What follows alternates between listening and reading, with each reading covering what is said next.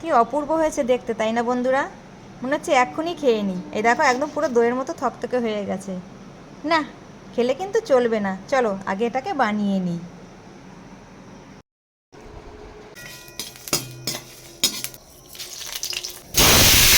এই একটু হলুদ লবণ।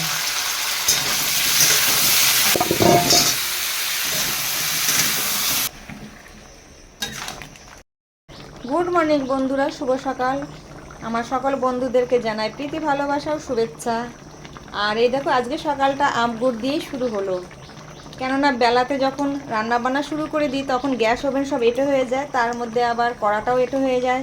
তো সেই কারণে ভাবলাম আজকে সকালবেলা আশিবাসি সেরেই আজকে আম গুড়টা আগে করে নেব। এই গুড়ের কাঁচা জলটা যতক্ষণ না টানবে ততক্ষণ এইভাবে আমাদেরকে নেড়ে যেতে হবে।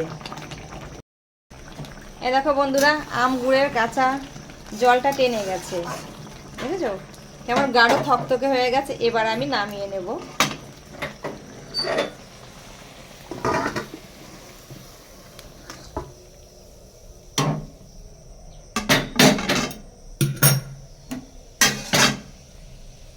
দেখেছো কেমন গাঢ় থকথকে হয়ে গেছে বন্ধুরা।